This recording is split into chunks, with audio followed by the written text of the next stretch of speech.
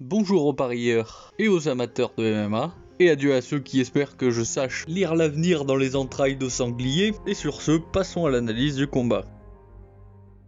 Burns fait 1m78 pour 180 cm d'allonge, il a 37 ans, il est orthodoxe, debout il est généralement sans surprise parce qu'il a tendance à toujours faire les mêmes choses, son anglaise est limitée car il a beaucoup de mouvements superflus qui réduisent son efficacité, quand il attaque sa garde est plutôt poreuse et il est facile à toucher, mais le reste du temps il remonte bien les mains, il a du mal à faire des pas de retrait, ce qui peut s'expliquer par ses appuis larges, en contrepartie ça l'aide à être plus puissant, défensivement il compte surtout sur ses mouvements du haut du corps, mais se déplace peu. S'il est redoutable au sol et devrait soumettre Jack s'il réussit ses amener au sol, malheureusement pour lui sa lutte offensive elle n'a rien d'exceptionnel et il ne cherche pas tant que ça à aller au sol. Il a récemment eu une blessure à l'épaule, malgré sa carrière son menton est encore solide, enfin un combat en 5 rounds devrait lui être favorable.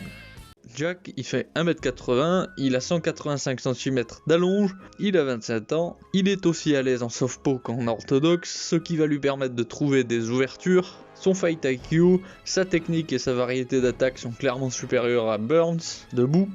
Sa défense en striking, elle est plus complète que Burns parce qu'il a de bien meilleurs déplacements défensifs et offensifs. Cependant, contre Basile Hafez, il a eu une défense fragile contre les amener au sol, bien que ça reste excusable puisque Hafez, il est spécialisé dans le grappling, mais surtout il a tenté une guillotine sans avoir verrouillé ses jambes autour des hanches de celui-ci. Il a une force physique et un cardio qui devrait lui permettre de se relever sans trop de difficulté quand Burns essaiera de l'emmener au sol.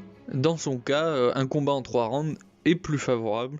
Au premier round, Burns il devrait prendre quand même pas mal de dégâts et tenter plusieurs ramenés au sol qui devraient être stoppés. Au second round, le schéma devrait se répéter et si Maddalena met Burns KO, ça devrait être dans ce round. Si le combat va au troisième, Burns aura sûrement l'opportunité de mettre Maddalena en danger grâce à la fatigue et à sa supériorité technique en jiu-jitsu. Enfin, si le combat va à la décision, Maddalena devrait l'emporter sans trop de difficultés puisqu'il aura mis plus de dégâts.